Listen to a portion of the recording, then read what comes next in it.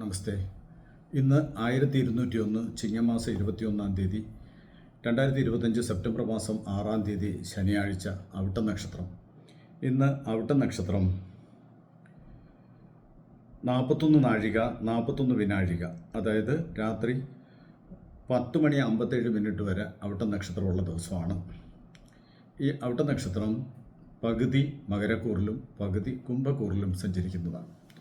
അങ്ങനെ വരുമ്പോൾ ഇന്ന് മധ്യാഹ്നത്തോടുകൂടി ഉച്ചയ്ക്കോടുകൂടി അവിട്ട നക്ഷത്രം കുംഭരാശിയിലോട്ട് മാറും. രണ്ട് ഫലമാണ് വരുന്നത്. ഇന്നത്തെ തിഥി എന്ന് പറഞ്ഞിരിക്കുന്നത് ചതുർദശി തിഥി, അതായത് അമാവാസി പൗർണമിയൊക്കെ വരുമ്പോൾ രണ്ട് തിഥിയിലും ഇത് വരും. രണ്ട് പക്ഷമാണ്, കറുത്ത പക്ഷമൊന്നും വെളുത്ത പക്ഷമൊന്നും. അതിൽ വെളുത്ത പക്ഷത്തിലെ ചതുർദശി തിഥി കഴിഞ്ഞാൽ പിന്നെ അടുത്തത് പൗർണമിയാണ്. അപ്പോൾ പൗർണമിക്ക് തൊട്ട് മുമ്പുള്ളതായ തിഥിയാണ്. മൊത്തത്തിൽ ഉണ്ട് 48 നാഴിക 26 വിനാഴി വരെ ചതുർദശി തിഥിയുണ്ട്. അപ്പോൾ ശുഭദിനമാണ്. പക്ഷേ മകരക്കൂറിലുള്ള അവിട്ട നക്ഷത്രക്കാർക്ക് അവരവരുടെ രാശി കൂറ് അറിയണമെന്നുണ്ടെങ്കിൽ ഗ്രഹനിലയോ ജാതകമോ എടുത്ത് നോക്കിക്കഴിഞ്ഞാൽ അറിയാൻ പറ്റും. മകരൻ രാശിയിൽ ചന്ദ്രൻ നിൽക്കുന്നത് മകരക്കൂറും കുംഭൻ രാശിയിൽ ചന്ദ്രൻ നിൽക്കുന്നത് കുംഭക്കൂറുമാണ്. അപ്രകാരം മകരരാശിക്കാർക്ക് ഇന്ന് മധ്യാഹ്നം വരെ മകരക്കൂറ് ആണ്. അവർക്ക് പൊതുവിൽ ഇന്നത്തെ ദിവസത്തിൽ ആരോഗ്യപരമായിട്ടുള്ള ചില വിഷയങ്ങൾ ശ്രദ്ധിക്കണമെന്നുള്ളത് ഒഴിച്ചു കഴിഞ്ഞാൽ മറ്റു വിധത്തിൽ കാര്യമായ ദോഷമുള്ള നക്ഷത്രമല്ല. എങ്കിലും അവിട്ട നക്ഷത്രക്കാരുടെ ജനനകാലം എന്ന് പറഞ്ഞിരിക്കുന്നത് ചൊവ്വാദശയിലാണ് ജനനം. അതിൽ തുടർന്ന് 18 വർഷക്കാലം രാഹുർദശ, തുടർന്ന് വ്യാഴദശാകാലം. ഏകദേശം അപ്പോൾ ഒരു 20-21 വയസ്സിന് ശേഷം 16 വർഷക്കാലം വ്യാഴദശാകാലം, 36-37 വയസ്സ് വരെയൊക്കെ വരാം. അത് കറക്റ്റിന് അവരവരുടെ ജാതകത്തിലാണ് അറിയുന്നത്. അതിനുശേഷം 19 വർഷക്കാലം ശനിദശാകാലം ഉള്ളതാണ് ഈ ജാതകസ്ഥിതി.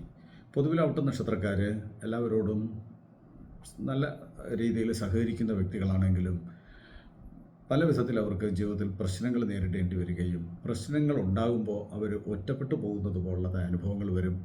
മറ്റുള്ളവരോടുള്ള സ്നേഹവും വാത്സല്യവും സിമ്പതിയും നിമിത്തമായിട്ട് സ്വന്തം ജീവിതം പരാജയപ്പെട്ടു പോകുന്ന അവസ്ഥ വരാം.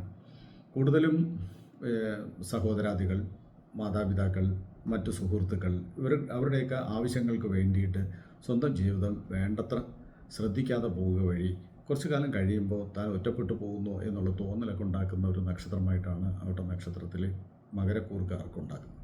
എന്നാൽ കുംഭക്കൂറുകാരങ്ങനെയല്ല. അവർക്ക് കുറച്ച് ആത്മവിശ്വാസവും ധൈര്യവും കൂടുതലാണ്. പല കാര്യത്തിലും അവരുടേതായ കാര്യങ്ങൾ നോക്കിക്കണ്ട് ചെയ്യാനുള്ളതായ ഒരു ധൈര്യവും ആത്മവിശ്വാസവും അവർ കാണിക്കും. അതുവഴി അവർക്ക് അതിൻ്റെതായ ഗുണങ്ങൾ ഭാവിയിൽ ഉണ്ടാകുകയും ചെയ്യും. നല്ല സമ്പാദ്യമുള്ളവരും ഒട്ടും സമ്പാദ്യം ഇല്ലാത്തവരും ഈ നക്ഷത്രത്തിൽ ധാരാളം ഉണ്ടാവും. അത് ഈ രണ്ട് വ്യത്യാസങ്ങളുടെ കാരണങ്ങൾ കൊണ്ടാണ് അങ്ങനെ വരുന്നത്. അതുകൊണ്ട് ജീവിതത്തിൽ വേണ്ട വിധത്തിൽ ശ്രദ്ധിച്ച് മുന്നോട്ട് പോയാൽ സമൂഹത്തിന് ഉപകാരങ്ങൾ ചെയ്യുന്ന, പ്രചോദനകരമാകുന്ന, മറ്റുള്ളവർക്ക് വിശ്വസിക്കാവുന്ന വിധത്തിലുള്ള നല്ലൊരു നക്ഷത്രമാണ് അവിട്ട നക്ഷത്രം.